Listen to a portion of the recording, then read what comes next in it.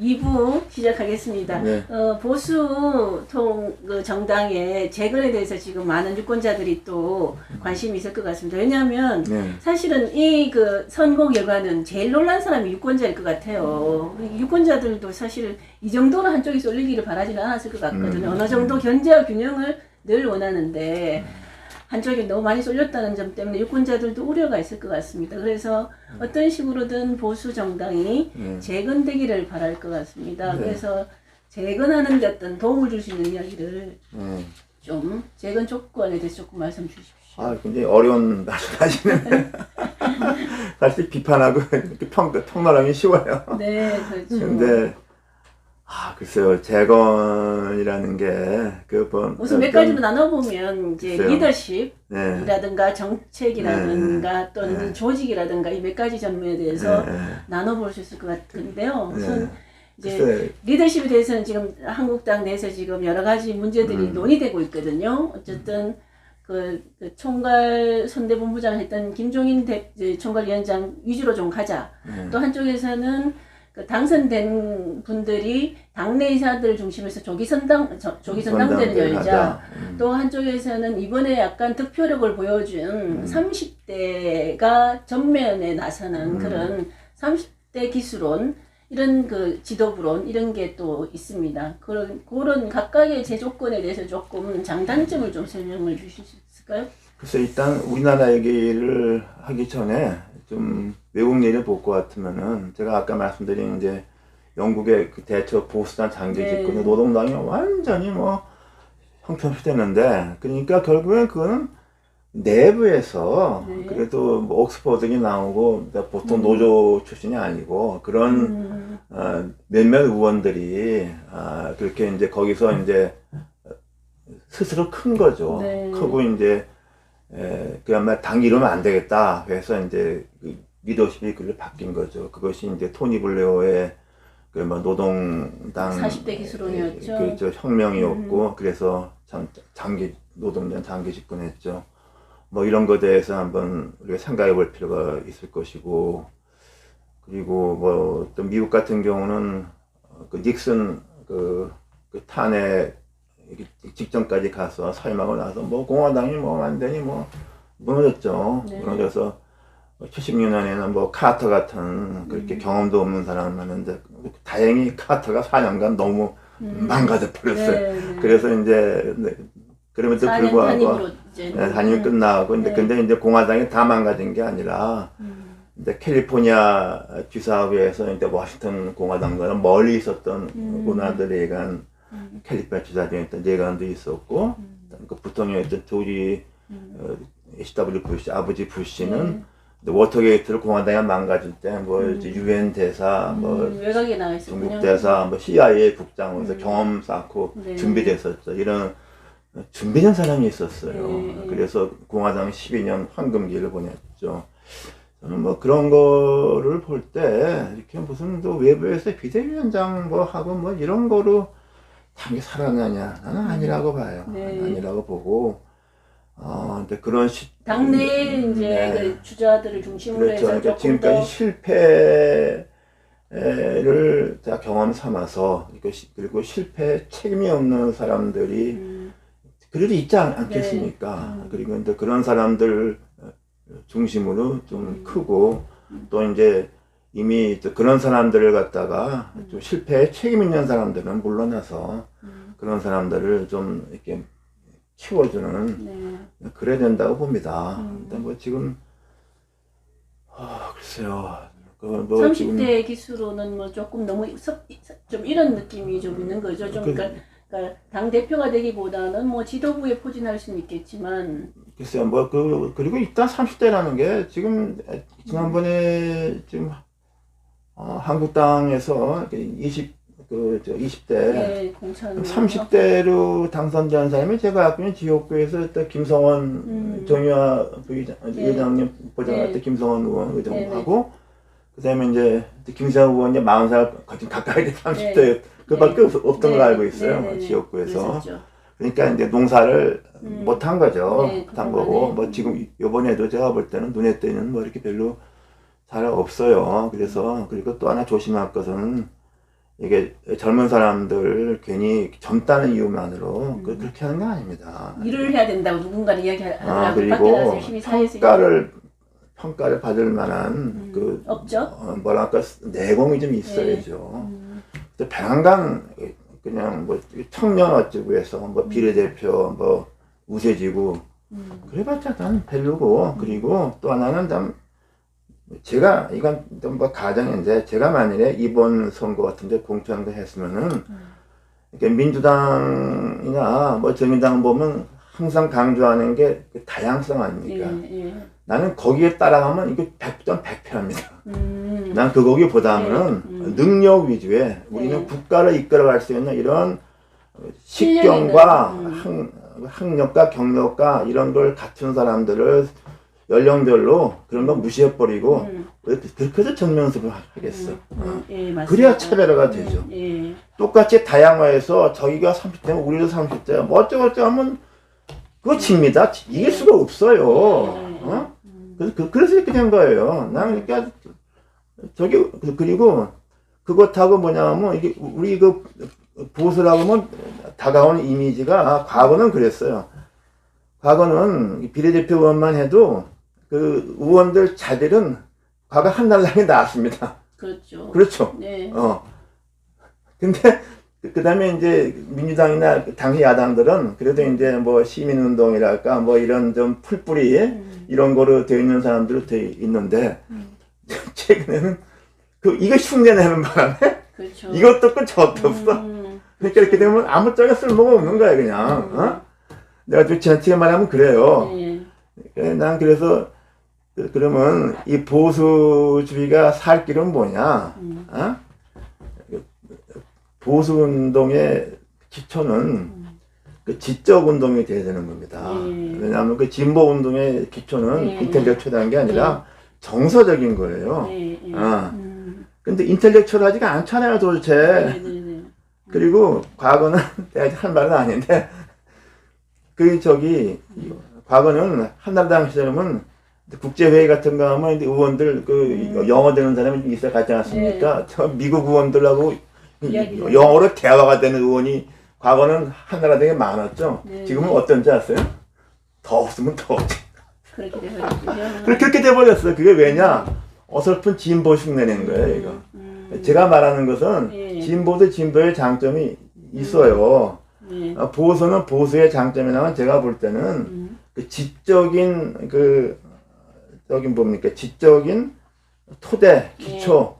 실력 있는 근데 유능한 그런 사람들을 그 정치권으로 또 그런 사람들 대부분은 뭐 좀 열세지우개 치열하게 싸우라 그러면 그게 잘 뭐 나가지 않잖아요. 그런 사람들은 비례대표나 좀 우세지구에 공천하고 또 자기가 집권했을 때 그런 사람들을 좀 키워서 내려보내야지. 지금 민주당 의원들 보면요 다 노무현 정권 때 비서관 행정관들이에요. 무려 9년 동안 집권했는데 그렇죠. 주요 비서관들은 다 큰 집 감옥 가 있고 그래서 이렇게 된 거예요. 난 그러니까 지금 과거 얘기를 할 거 없고 지금부터라면은 좀 그런 농사를 지어야 된다고 봐요. 영노동당 이렇게 블레어나 저기 브라운 같은 사람 다 옥스퍼드나 케임브리지 나온 사람들이라고. 노동당에 그런 의원이 있으니까 더 돋보이잖아. 나는 그래서 좀 그런 부분이 좀 저쪽에 전략이 없구나, 비전도 없다 이렇게 생각하죠. 당내 이제 책임 있는 인사들을 중심으로 해서 지도부를 꾸려서 정말 제대로 이제 인물을 키우는 작업을 해나가야 된다. 당장 대선 보지 말고. 그거 안 됩니다. 내가 볼 때는. 멀리 보라 말이야. 멀리. 그래도 어쨌든 그 대선 인물. 대선은 어차피 치러야 되는데 대선 인물. 대선 가면은 이렇게 하면 돼요. 좀 어차피 진다고 생각해. 그런데 지난번 홍준표처럼 지지 말자. 좀 명분 있고, 그리고 아젠다를 제시하고, 그러고 지란 말이야. 그러면 뿌리를 거둡니다. 그래서 죽을 각오를 하고 싸우면 이긴다고 그러다 보면 이기겠죠. 또 그런 아니, 자세로. 아니 그렇게 자세로 금방 이길 수도 이기 있겠죠. 난 쉽지 않다고 봐요. 근데 그렇게 놓으면은 뿌리도? 말하자면 뿌리, 그 아젠다 어떤 인물이 그 경제인이 적합합니까? 그거를 아니면 가지고서 네. 그것이 이제 패배해도 아, 저 사람들이 저런 것이 우리가 저 정당은 준비가 안 돼서 패배했지만은 그 후보가 내세웠던 것이 아, 그래도 우리 대한민국의 앞날에 참 좋은 비전을 말했다 이런 것이 공감되면은 그 다음번에 거둘 수 있겠죠. 그런 첫 술래를 후보라면 되겠어요. 경제적으로 좀 더 이제 논리가 강한 분이 더 유리할 것 같군요. 그래서 좀 경제, 뭐 실물 경제도 좀 경험도 있고, 어떤, 그리고 또 이게 선거는 정치입니다. 그래서 네. 뭐, 왜냐면 정치적인 감각이 없으면은 그런 거 좀 하기 어렵죠. 그래서 뭐 그런 사람이 누가 있을지 앞으로 뭐 어떻게 할지 모르겠어요. 좀 그렇게 되면은 무슨 우리 그 선거에서 말하면 그 다크 호스라는 용어가 있죠. 예. 도저히 우리가 안 된다. 그러면 아, 우리 싸우지 말고 그냥 외부를 한번 해서 이판사판 한번 지도를 해보자. 뭐 이런 것이 이제 다크호스론이죠. 뭐 이제 그렇게 좀 하면은 선거에는 당당한 지도라도 그 진 후보가 내세웠던 내세웠던 것들이 그때는 평가 못 받아도 태세가 안 되어 있으니까 정당. 네. 좀 그 다음 선거 다음에 가서는 좀 뿌리를 좀 지지를 얻을 수 있지 않겠나 합니다. 네. 요 이제 그 사전선거제도가 좀 이런저런 논란이 좀 있는데 사전선거가 어떻게 그 국회에서 채택이 됐는지 경위를 좀 그거는 제가 2012년 때만 해도 그런 얘기 안 됐는데 그 후에 선거법 통과돼서 한 거죠. 네. 그게 근데 그렇게 한 것이 외국에 좀 많지는 않죠. 이런 외국에 제도가. 그런 경우 저는 거의 없는 걸 알고 있어요. 부재자 투표만 돼 있고. 예. 그리고 또 부재자 투표는 외국은 오히려 우리는 불신하니까 꼭 다 오는데 뭐 해외에 있는 국민들은 또 우편 투표도 많이 하죠. 그런 거는 근데 우리는 그 불신하기 때문에 좀 굉장히 어렵죠. 그래서 그렇게 여하튼 간에 뭐 참정권을 확고하게 보장한 것은 그건 일단 좋기 때문에 그걸 가지고서 뭐 말을 제기할 수는 없다고 봐요.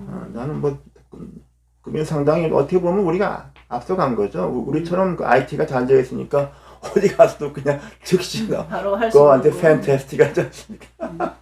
이번에 그 어쨌든 학자이자 농객으로서 이제 이렇게 이론적인 측면에 계시다가 정치 영역 현장으로 뛰어가셨는데 20대 국회 경험해 보시니까 어떠셨습니까? 저는요 우리나라 국회가 그 정치 잘 되면 이게 당이 너무 세면 안 되고 여동 야동 간에 좀 좋은 국회의원이 실력 있고 소신 있고 이런 국회의원은 좀 많이 좀 국회에 들어갔으면 좋겠어요. 그래서 정말 중요한 영역이죠. 영역은 중요한데 그 당론 보면 그냥 막 싸우는 거 아닙니까? 뭐 그런 것에 대해서 자기 목소리를 낼 수 있는 의원들이 상당히 좀 많으면 좋겠어요. 그 지금 민주당에서는 금태섭 뭐 조응천이라는 경우가 그랬죠. 그래서 금태섭 의원은 뭐 그거 안 됐고 그리고 뭐 또 한국당에서도 뭐 그런 의원은 제가 볼 때는 뭐 거의 없었던 것 같고 그래서 그게 하나 생각하고 또 하나는 의원들이 좀 실력 있는 사람들을 의원으로 내보내기 위해서 당이 노력을 해야 된다고 봅니다. 뭐 평소에 키우지 못한 거 있으니까 벼랑간 뭐 사람에서 스토리가 좋다고 했으니까 그건 지금 여야 다 마찬가지예요. 스토리여서 내가 그래서 이게 무슨 연속공 하는 데도 아니고 국회가 또 하나는 무슨 뭐 국회가 다양하다고 해서 내가 그래 국회가 무슨 장기 자랑하는 곳이냐 뭐 탁구 바둑 뭐 이게 뭐 이것도 온갖 이익단체 뭐 유치원 뭐 어쩌고저쩌고 난 이러면 안 된다고 봐. 그리고 난 그러니까 그런 거는 뭐냐면 진보 정치에 나온 거예요. 이게 다 보수 정치라면은 국회 정치의 본질은 그게 아니다. 좀 근데 거기 어설프게 따라해서 더 못하잖아, 그게. 그래서 좀 지금 난 지금 저 뭐야 보수 정당 지금 뭐 통합당은 이미 선거 지나갔지만은 좀 본령의 정치 본연의 목적이 할 수 있는 그야말로 좀 내공이 있는 사람들을 좀 정치권에 내보내는 그런 각오를 해야 한다고 생각합니다. 의원님은 계실 때 뭐가 제일 그래도 20대에서 한 가지 의미 있는 일을 하셨다면? 글쎄요, 뭐 한 가지 의미 있는 일이라고 하기엔 좀 그렇고 뭐 처음에 이제 탄핵 정부 들어가서 그건 뭐 불가피하고 저도 박근혜 대통령이 그렇게 해서 안 된다고 생각해요. 그리고 뭐 그래서 난 뭐 탄핵은 난 뭐 타당하다고 봐요. 그렇게 그게 그냥 뒷방에 있으면 모르는데 전면에 다 드러나고서 어떻게 대통령을 합니까? 그 후에 그것을 사법적인 처리까지 한다는 것에 대해서는 저는 좀 그건 지나치고 좀 그렇게 생각하고 그걸 떠나서는 뭐 그 후에 뭐 당이 완전히 망가졌잖아요. 그건 뭐 여러 가지 원인이 있으니까 제 자신도 뭐 이런 것들에서 입지도 없어졌고 제가 뭐 속해 있는 그 환노위에서 제가 할 수 있는 건 뭐 많이 했죠. 저는 뭐 해당 분야에서 저만큼 준비되어 있는 사람이 별로 없으니까. 네, 전문적인 게 있어요. 네, 그리고 또 하나 아까 같으면 제가 또 그 뭡니까 아마 20대 국회에서 그 여성의 어떤 권익 신장을 위한 의원 몇 명 뽑히라면 제가 상당히 객관적으로 뽑으면 제가 굉장히 올라갈 겁니다. 네. 그러면 제가 그 환노위에서 네. 그 대한항공 승무원 제가 뭐 참고인 분들에서 그 상당히 그 호응이 얻었죠. 뭐 방송 작가 아나운서 다 여자 분들 많은 데 아닙니까?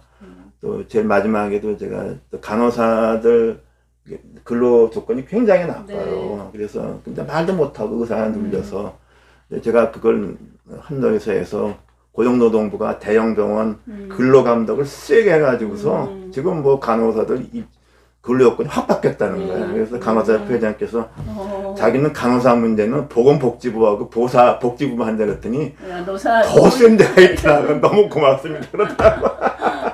뭐 그런 거에 대해서 제가 좀 조금 기여했다고 생각하죠.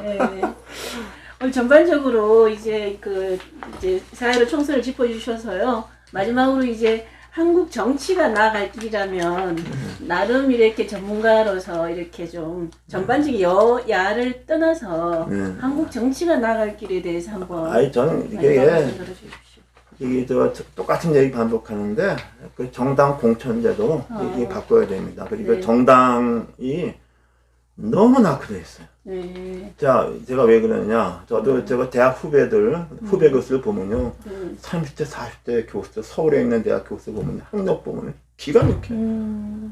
유사한 미국 대학, 외국 대학 사는 사람들이고. 그리고 또 지금 뭡니까? 큰 기업들, 뭐 웬만한 기업들 가면은 뒤에 뭐 임원이나 간부들 보면은 참 경력 좋아요. 우리나라에서 제일 낙후된 집단 뭡니까? 맞습니다. 타의 추동을 불하게 정당이라는 조직이죠. 그래서 특히 이 정당 조직에 그것도 정당 조직이 버티는 이유가 뭐냐? 그 세금 보조금 가지고서 딴 데 가서 밥을 먹지 못하는 사람들이 온갖 군상들이 모여서 당에서 봉급 타갖고 뭐 이상한 일이나 하고 그 의원들이 그걸 가지고서 정당 기득권 지킨다고. 그런 정당, 그 낙후되는 정당이 그 국회 진입에 게이트키퍼 아닙니까? 그렇잖아요. 그렇죠. 세상에 이런 일이 어딨어. 그래서 진짜로 이게 정당 개혁이 잘 안 되면은 그 캘리포니아나 몇몇 미국제 사는 식으로 선거 2번 하는 거 처음 선거는 그냥 아무나 다 나오는 게 정당 관계없이 그래서 최고 득점자 2명을 가지고서 결선하는 거 그렇게 되면 무소속도 똑같이 가고 그리고 뭐 이렇게 되면 경상도나 영남에서는 한국당 의원 2명이 가서 본선 가겠지. 그렇게 되겠죠. 그러면 주민들이 선택권이 있잖아요. 난 그래서 이 캘리포니아 선거제도 같이 그런 또 극단적인 좀 개혁이 좀 해야 되지 않는가 싶어요. 그렇게 되면 정당의 공천권은 와야 되는 거죠. 그리고 정당은 인재를 키우고 정책을 개발하는데 또 그것을 국민한테 알리는데 주력하는 거죠. 공천 가지고서 온갖 잡다한 일을 다 하잖아요. 네. 정당 개혁에 대한 필요성은 누구나 궁금을 하고 있는 것 같습니다. 오늘 감사합니다. 네, 감사합니다.